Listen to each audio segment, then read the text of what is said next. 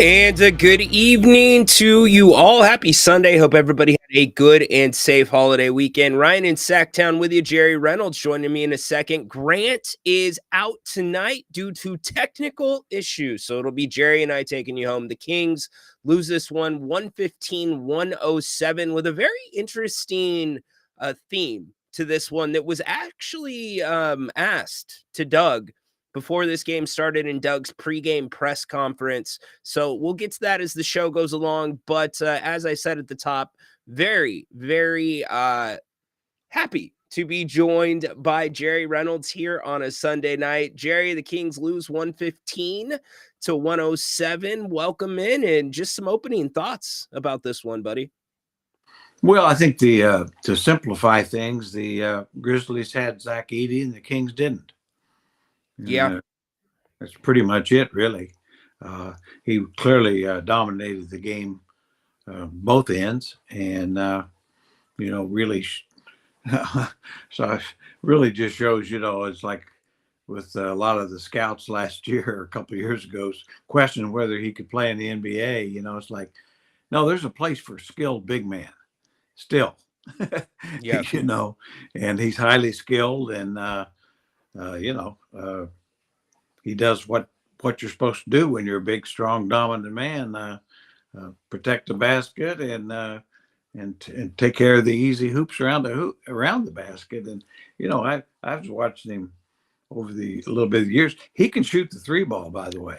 Exactly. I mean, he doesn't need to. They don't want him to. They got other guys, but he can shoot the three ball very well. I mean, I don't know if we'll ever see much of it, but it was a case in my mind. I thought the Kings, they played so much better than they did the last time against the Grizzlies, and were in a position to win, which is all you kind of expect down the stretch of the game. But down the stretch of the game, Zach Edey really dominated, and the Kings couldn't do anything with him.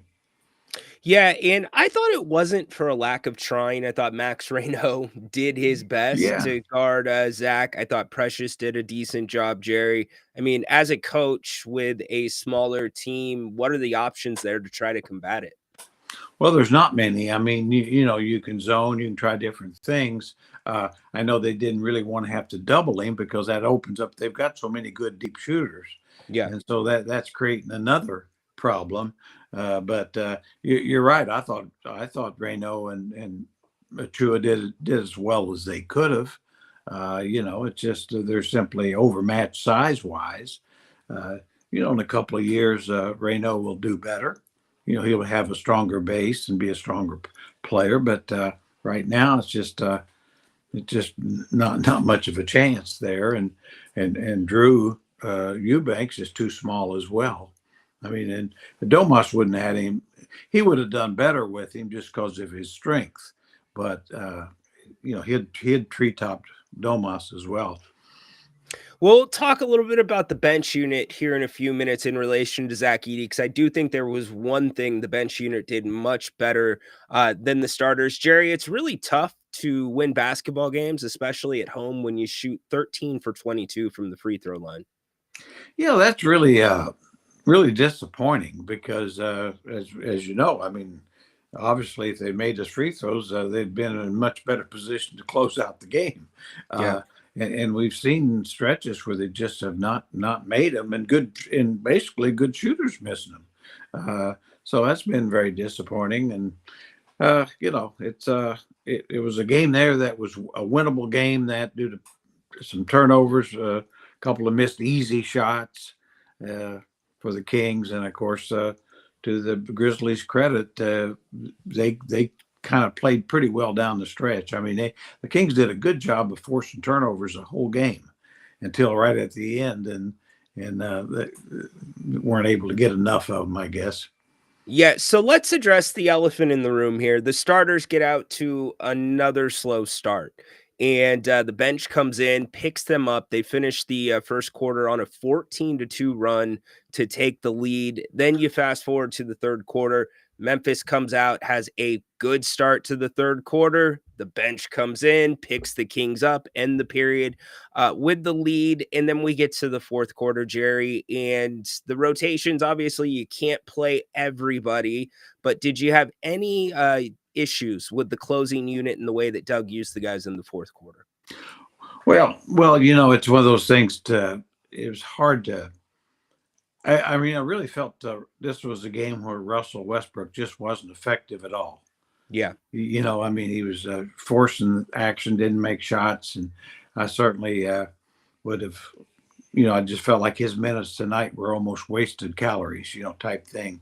And so, but I just liked the idea, and Ryno finished the game. I liked Achua, and Keegan Murray. I'd like to see them all three out there at the same time. Agree with you. Just size wise, I think they would have matched up a little better. But I did think Malik Monk for the most part was very good. But as you point out, the bench guys, I just thought they got better defensive efforts. I mean, Nick Clifford, I thought looked a lot more like Nick Clifford that we expected to see. He was playing with a lot more confidence. He got a couple of questionable calls, but I wouldn't say they're wrong. But I liked what he did defensively. I thought each time he came on the floor, he kind of had an impact. Yeah, Jerry, you know what? I'm so glad you pointed that out, because I also thought on the perimeter when the Kings, the way that you first start dealing with Zach Edey is trying to make that entry pass hard, and the starters were giving no resistance, but then the bench, they started to give some resistance to that, and then you add in a little bit more athleticism on Edey, and I think that's what kind of scrambled things up there in the first and third quarters, Jer. Yeah, if you really want to make it tough, you've got to get up on the passer. Right. It's a kind of the football analogy. If you can't put pressure on the quarterback, you're going to be in big trouble with with his ability to find open receivers. And that's kind of, I would agree, that's kind of what we saw in the first quarter in particular. And it's at spots where really the passes from the angle were easy to make in there. You've got to get up and challenge that. I mean, that because a guy like Ryno or Achua, they have no chance one-on-one.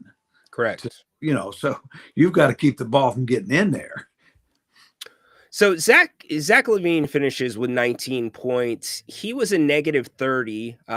You talked about Westbrook. He was a negative 24. In fact, every single starter was a double-digit negative, with the exception of Keegan Murray. Every player on the bench was a positive in the plus-minus column, which is going to further this understory of the season, this boiling of play the young guys, Jerry. And I thought Doug did a better job with the combinations early in the game. But when are you going to start seeing that, or do you want to start seeing that move a little bit more into the second half? Yeah, I think we want to see it more and more as we go. I'm like you. I agree. I thought he did a much better job of integrating the guys, and they performed. And so what that tells you is, okay, if they perform well, play them more. And and then when the veteran guys, if they're not produced, play them less. It can be a continuum as you go. You don't have to the team's not going to be in the top four in the playoffs anyway, so you don't really have to rush into anything, because a lot of things are on the table probably going forward. But I think it's Coach Christie's got a pretty good idea that now, not only do you have a good bench, but some of those bench guys should be playing more than the starters at times. Well, unfortunately, we've talked about this so many times about the ISO basketball. And yes, Zach had 19, DeMar had 23, but as the Kings came down the stretch, with the exception of a couple of possessions, that's what it turned into. It turned into 2-on-2 basketball, 1-on-4 basketball, try to drive and kick. And that is the kryptonite for the Kings' success. When the ball moves, it's clear as day. This team plays so much better.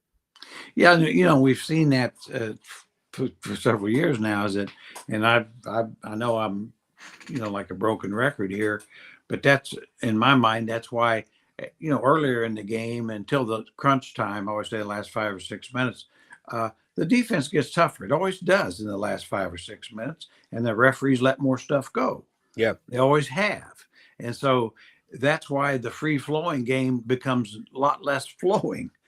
And I always said that's why I think you really need a more structure, more called plays, more situational plays to get certain guys, make sure they get certain guys shots, and you'd like to get them shots certain places, and all 5 guys are involved in the play, because any good play set, as most basketball people know, it's kind of like a quarterback looking for options. You've got option 1, 2, 3, 4 exactly.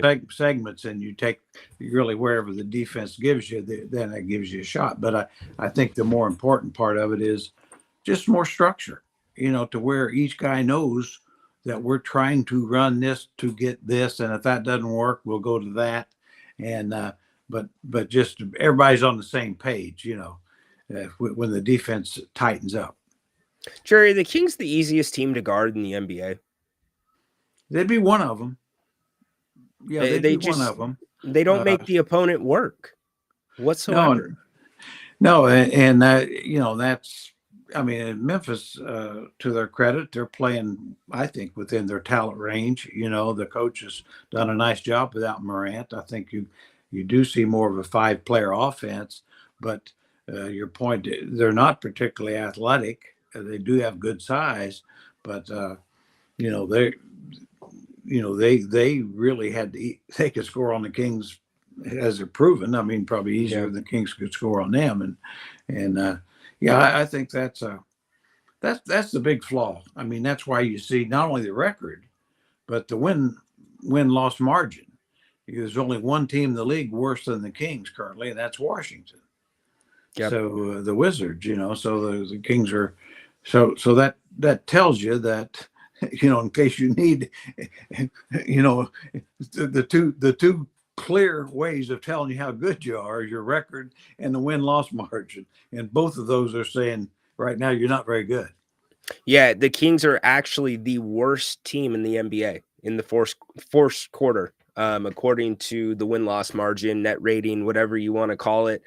We would love to hear from you tonight. If you want to give us a call, you can scan the QR code that is on the screen. We've posted the link in the chat. We'll keep posting that throughout the show.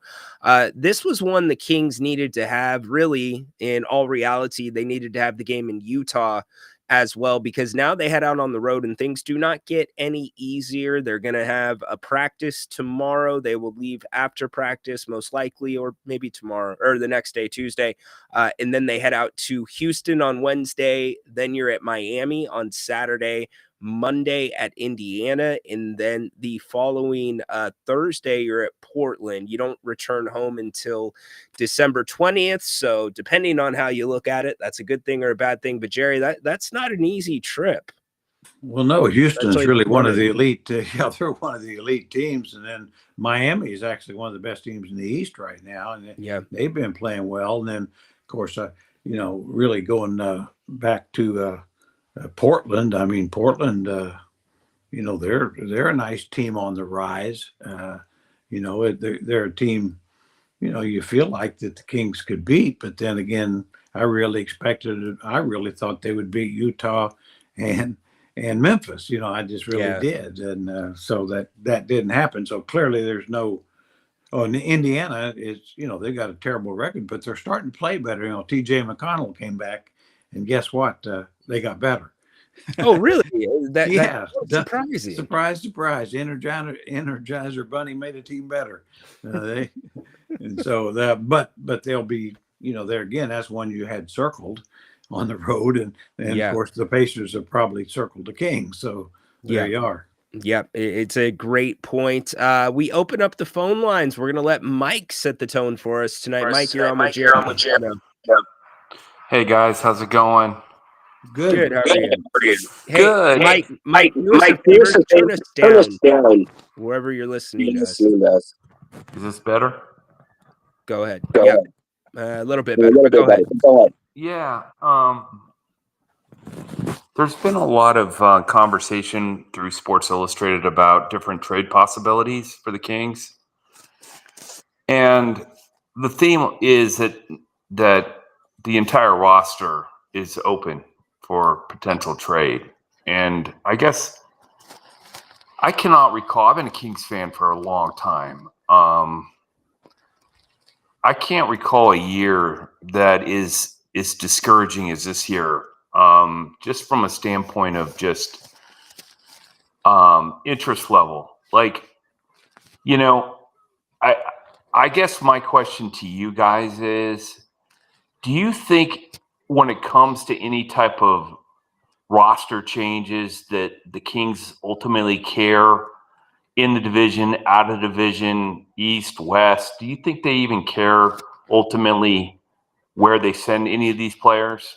Do you think it matters whether they go to the Warriors or, I mean, or do you think it's just about value and what they get in return for these players? Because I just feel like for the sake of the fans, for sake of the community, I just feel like status quo is not an option right now. I mean, can somebody, if you could convince me that status quo right now until the end of the endure this, till June or April when the end of the year is up. I mean, I'm concerned about the community and the fans right now because I just feel like everybody's checked out or people are beginning to check out. I talk to my friends, talk to, just people in general. We don't even want to go to the games right now. We're just frustrated. So, I mean, how would you respond to that? I mean, for the sake of what you guys are in this, you guys are around this all day long. Yeah.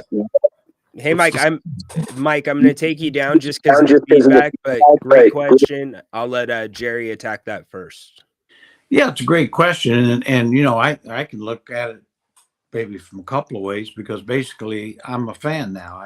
I'm not really on anybody's payroll per se. So, I'm just a fan like yourself. I'd like to see the Kings win.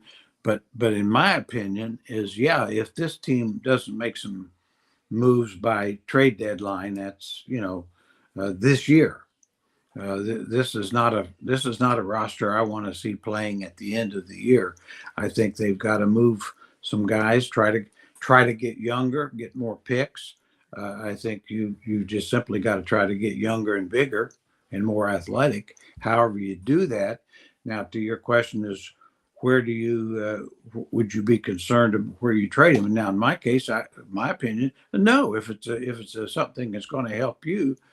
I wouldn't care necessarily that it helped Golden State or the Lakers if it helped us, this team, longer term, because this year is probably a wash, and and maybe next year. So you've got to be looking down the road. In other words, what trades give us a chance to be better in a couple of years. And I mean, I think you have to show the fans, in my mind, you have to show the fans that you're trying to do that and get younger, get more athletic, and know that you intend to turn this thing around. Because I agree with you. I can sit at home and watch the games on TV, and I see the empty seats. And they're getting more and more of them. They are, yeah.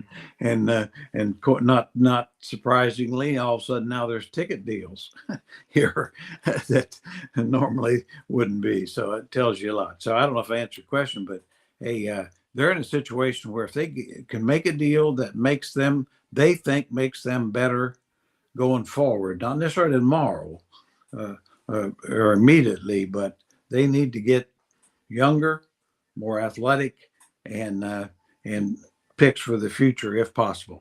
And Jerry, that's the key to me. There is nobody walking through the door that's going to fix this season. It's just not going to happen. So when I look at the Kings and the moves that need to be made, one word comes to mind. It's patience. You cannot fire sale any of these guys, and Jerry has said this before, that you're already probably going to be taking a haircut on some of these guys because, hey, Jer, I don't know if everybody else knows, but the word's out that the Kings are sellers. So, that's going to be the other thing. So what's the best deal that you can get with the pieces that you feel like are going to be part of the puzzle going forward? Most disappointing to me, because this guy felt like a universal piece, is Keon Ellis. If I'm Keon Ellis, why would I want to re-sign here in Sacramento and do an extension? It makes no sense. He only played 6 minutes and 13 seconds tonight, Jerry, and he played well when he was in the game. Yeah, I think it's going to be a real problem there because I've been around long enough to know that, agents are aware of things. And with Keon being a free agent, it also makes, that asset, which I think he's an asset. That may be why, they're not playing him as much because they don't feel like they can trade him and get anything anyway, because he's a free agent. Teams are saying right now, it's like, well, we'd like to get him. We'll just wait and get him as a free agent. And so there's that. But but to your point, I thought you made a good point here. And I never quite understand why a team would come out and say, everybody's on the block type thing. To me, that automatically cuts the value of your players. It's not like saying, well, yeah, we really want to improve and we might look at some things. You want to kind of, in my mind, make it more a generalization than what we all as fans we can say that get rid of everybody.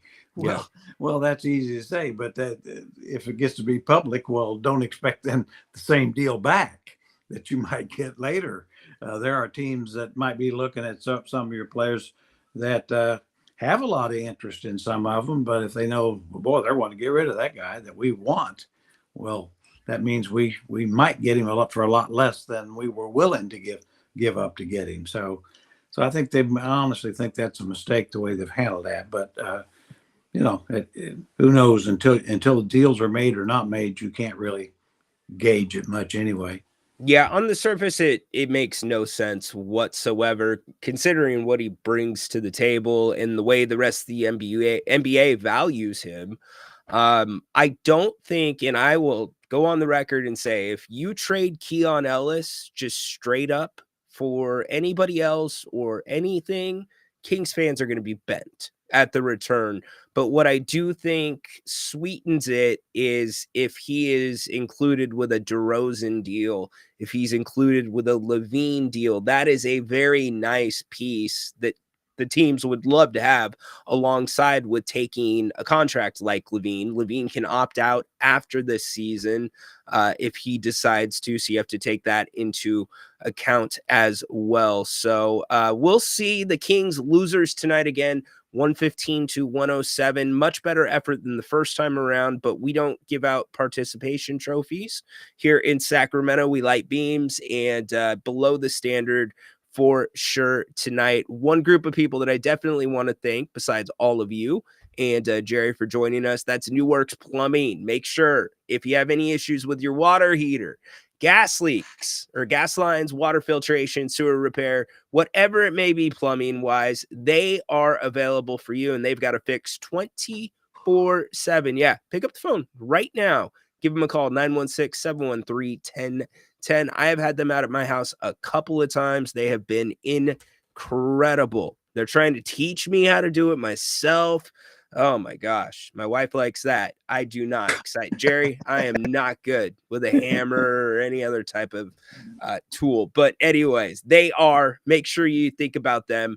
Big thanks to them for being a sponsor here on If You Don't Like That. Again, New Works Plumbing, 24/7, big or small. They got a fix for you. newworksplumbing.com. As Grant says, and we miss our third part of the trio tonight due to tech issues.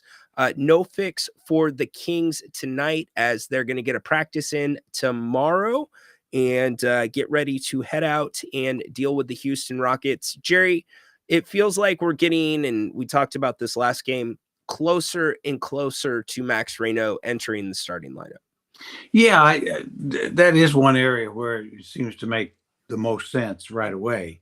Because I mean, Drew Eubanks, to his credit, he is who he is. He's a backup guy, and I He's mean, better off the bench as and a he's starter. better off the bench. That's where he kind of belongs. And so with Max, get him out there. He's going to get in foul trouble a little bit, and this, that, and the other. But I think the guy shows you he's got some skill, and but give him minutes against first line guys and to start games. I think would be a good idea. I'd like to see that.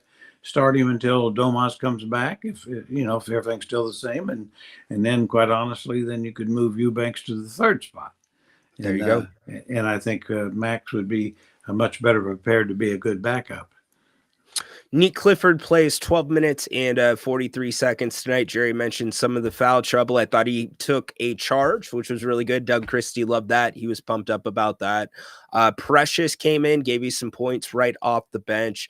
But again, the story of this season is the clash, and Doug Christie talked about it before the game. He was asked about the numbers and both the style of play bearing out in favor of a lot of the bench unit guys versus the starters. And Jerry, I know you said that you have time to still figure this out. We're only 21 games into the season. The Kings fall to 6-15, only 3-7 at home.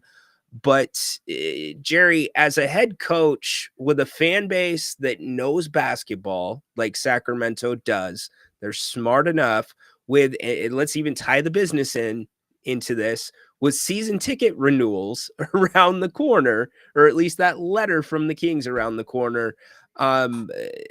What type of position are you in with Doug Christie? Because everybody sees the adjustment. Everybody knows that this unit looks better together. This unit, not so much at times, and a lot of that due to age. So how do you balance that as Coach Christie?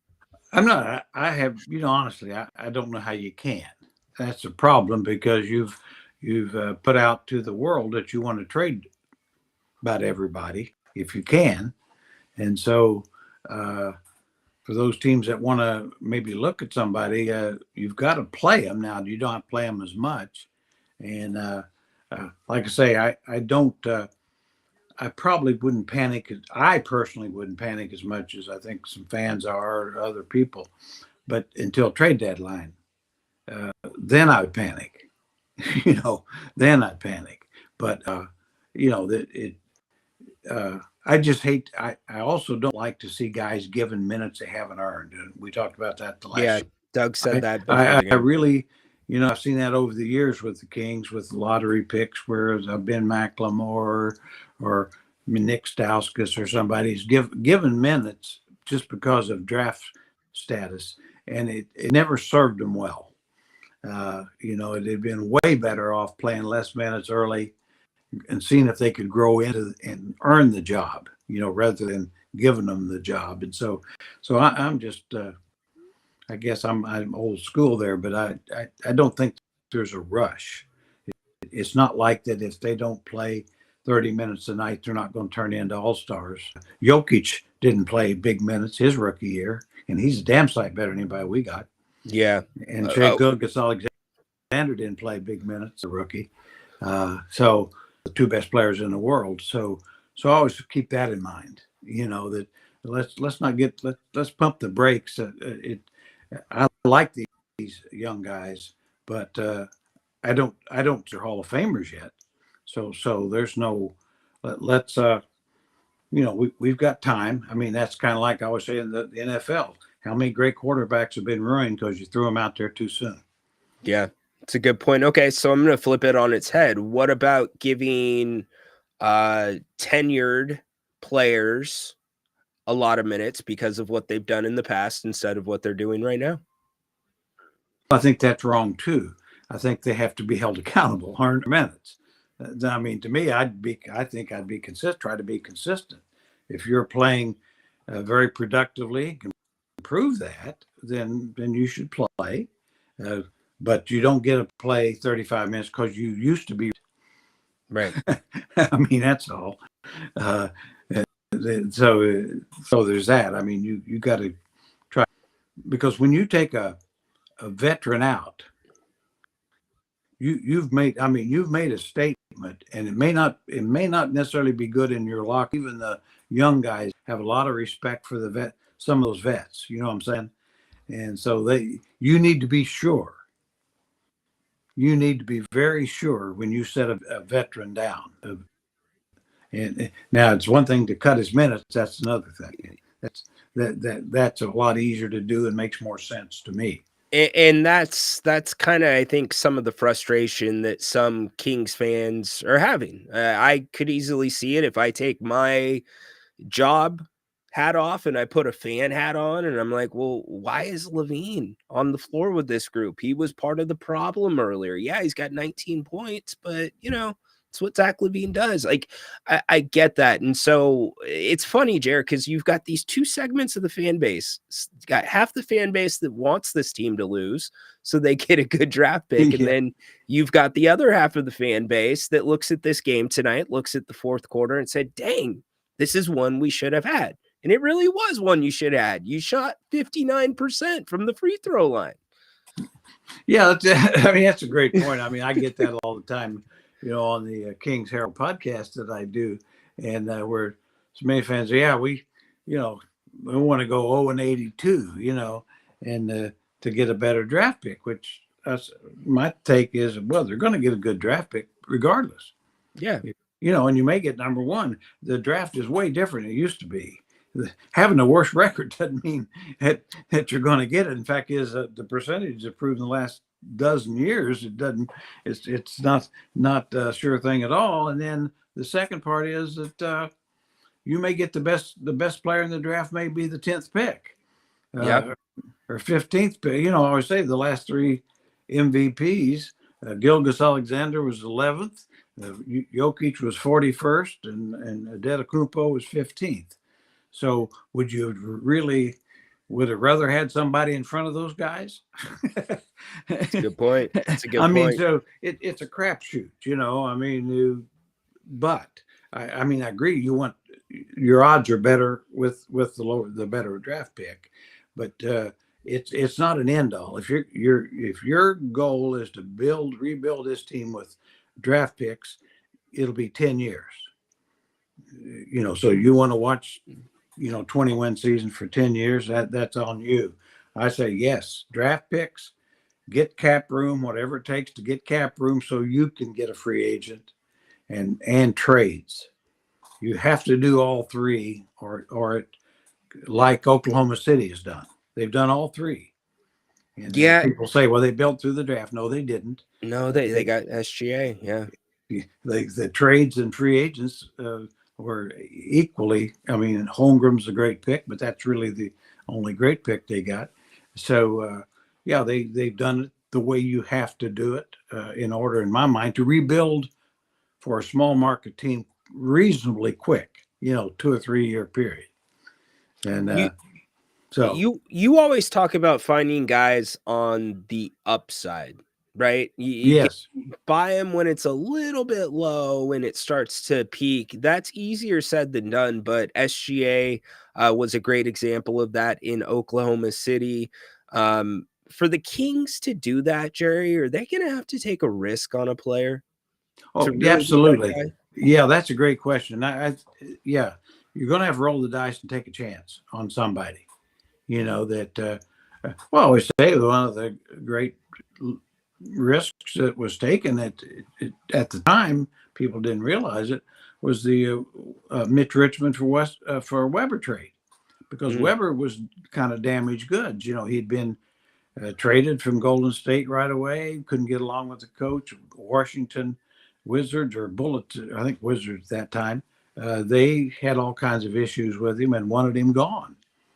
And so and then of course he didn't want to come here. Right. But it all worked. And to your point, it's like, yes, but that's the kind of, that's, to my mind, talent wise, it wasn't a risk, but everything else was. Yeah. And it wasn't a popular trade at the time. It was very unpopular. And I've always said that too. It's Jeff Petrie always made the statement I thought was a great statement. It said, talking about what the fans want or whatever, this, that, and the other. And yeah, you want to please the fans, but if you want to lead the orchestra, you have to turn your back to the fans.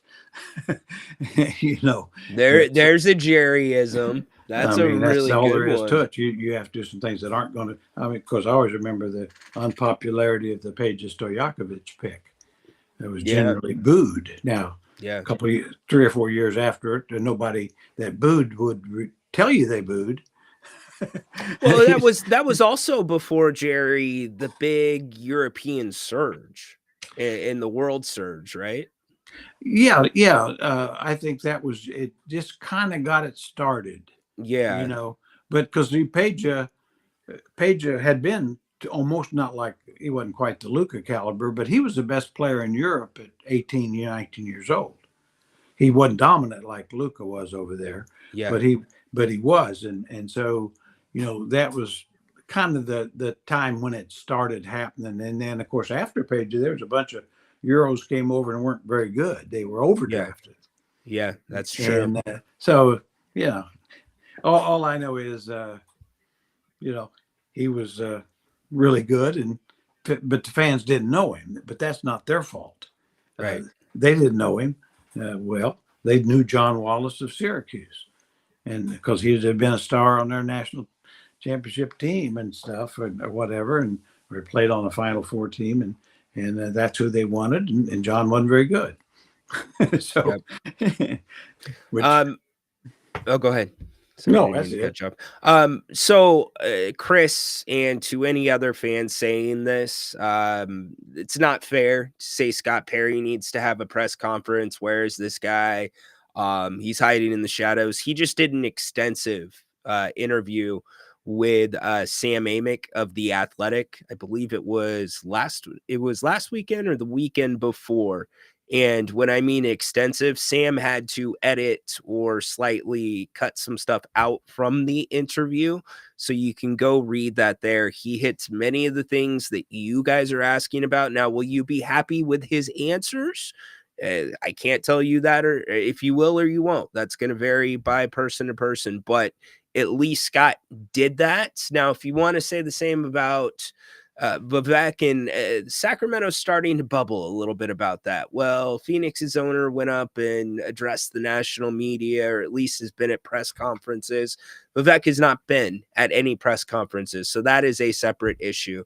But Scott did a piece with Sam Amick, so I want to make sure that we give him fair credit for that as well. Doug Christie tonight, looking at this box, is going to be really bothered because a lot of the elements that you would think look like a win for the Kings. They forced 23 turnovers. They scored 25 points off of that. They only turned the ball over 8 times. They lose despite all of that. Same script, bench playing really, really good. Starters struggling. Jerry with us here for just a little bit longer. Grant out tonight due to some tech issues. If you want Grant's take on everything, we will be back on the radio tomorrow. If you didn't know that we are back and Grant is back here in Sacramento, Fox Sports Sacramento, 104.7 FM, 890 AM. Here's the cool thing. Go download the Fox Sports Sacramento app. All you got to do is go to Google Play or the Apple Store and search KSAC or Fox Sports Sacramento. You can download it for free, no geo boundaries. You can listen anywhere, 3 to 6 p.m., Monday through Friday, live on Fox Sports Radio. A lot to talk about from this past, you can't even call it a weekend, Jerry, because it started with Thanksgiving sports-wise. Now it's bled all the way in to this late Sunday night. So Jerry with us for, again, just a couple more minutes. You said that the Kings are going to have to take a risk. So is there anybody out there right now that you feel like would be a good calculated risk? I really haven't put the kind of time on it that I should. I'll maybe have a better answer for you a little later, because as we go, as further you get into the season, and that's again why I think it's kind of a mistake to throw your cards out there in the middle of the table so early, because there are other teams, that expected to be better like they say, the Clippers, some teams that have started off a lot worse. The Bulls are starting to fade, that sort of thing, that another 10 games and all of a sudden some of those situations look different. Yeah, you'd have to know what players might be available. I could sit here and say, yeah, I wish they'd trade for Naz Reid at Minnesota. Okay. Yeah. He'd help his team. I'd like Obi Toppin at Indiana, for instance, for this team. A long athletic guy that can shoot. I like Derek Jones a lot with the Clippers as an off the bench, lively wing defender. That would be good with Keegan, certainly. So there's guys out there. Now, Kobe Jones. Are they available? Are they available? That's the big thing. Kuminga, of course, is always discussed. Is Utah really going to trade Lauri Markkanen? He's still a young guy. Yeah. I just don't know why they would do that. They're rebuilding, and why would you trade a young guy that's a star when you're trying to get good? So let me give you the two most common names that we see in the chat. I've seen them here tonight: Ja Morant and Zion Williamson. Well, both would be huge risks. I'd be scared of both of them, to be honest with you. I mean, one of the reasons was Zion. I mean, he just is never available to play. And how many millions of dollars in assets would you want to give up to maybe get him for 10 or 20 games a year? And then the second part is he really, for the most part, he's played on losing teams too. Yeah, it's a good point. I mean, he'd be a real risk if you got him and he stayed healthy. You'd really be ahead. If they would trade him for a future pick and a couple of guys that you're wanting to unload, that's different. Right. Things like that. And with Ja, I mean, you've got such a glutted guard anyway, and with his issues, I do think this. I think both guys need traded. But if I were their agents, I would want them traded to somewhere, like a Miami, a San Antonio, somewhere that's, a more New York, a more stable kind of situation. Where everything's more established, I guess, would be my answer to that. And usually agents have something to say about it, I guess. But yeah, I'd rather have Trae Young than Ja Morant. You like Trae Young? He's not a good defender. He's a terrific passer. And he makes shots. Yeah. And he was the best player on a team that 3 years ago that went to the Eastern Finals. Does it concern you though that Atlanta's playing better without him right now? Yes, it does. I mean, I think that they, with Jalen Johnson, who's turned into a major star, and they've got some young guys. Yeah, it does. I agree. But I mean, you also can't erase his resume either. And he really hasn't been a bad guy off the court or anything like that. There's nothing in his background that indicates coaching issues or things of that nature. He is who he is. I mean, Luka doesn't guard many people, but neither does Kyrie Irving. I mean, there's, sometimes, you always remember Jerry West telling me one time, and it always stuck with me. He said, too many guys focus on what guys don't do as opposed to what they really do well. He said, I tend to, look at, boy, this guy can really do this well. How will that translate to the league? And then worry about, said, so many times weaknesses, you can correct those to a degree, but it's harder to, basically if a guy's a spectacular passer and this, that, and the other, well, that's hard to teach that. Think about what you just said. That is insane. Jerry West telling you that. Thank you to everybody. Yes, I have a very good apricot tea that is brewing, or no, Jerry, it's not brewing. It is steeping. So I will Green be tea hitting with honey, huh? green tea with honey. Some people get really exotic with it. They'll do like cinnamon sticks and ginger and garlic, and not me. Apricot and honey. I just want to ask you one follow-up question on Jerry West, though. Is there 2 or 3 maybe people throughout your career or your time in the game that have given you a line that has just always stuck with you and become kind of a core of yours that you run by? Yeah, well, there's several, but I always thought, I mean, and there are a lot of different frames, but I just couple that come to mind Yeah. is, as like say the West thing. I always remember Jerry Sloan from a coaching standpoint.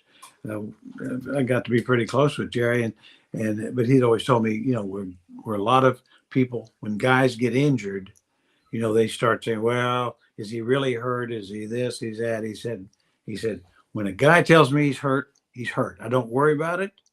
We play the next guy. Don't say another word. I take him at his word. And said, I have no one. I'm not going to, consider anything other than he says he's hurt. He's hurt. That's it. He said, I know when I played, I played hurt, but, there was times when I couldn't play and I didn't, if somebody would, or coach or somebody would act, kind of give me the stink eye. I said that just frosted me. Said I'd never do that. So I've always thought that made sense. There's nothing you can do about it, because if a guy says he's, and so all you're going to do is make it worse if you don't just take his word right down the line.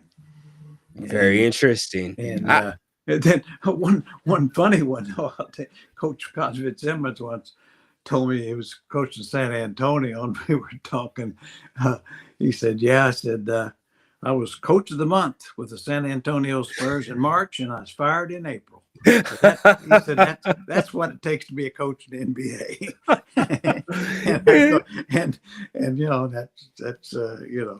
That's pretty good. I mean, that just keeps things in perspective, Yeah, especially these days, right? Oh Yeah. my gosh.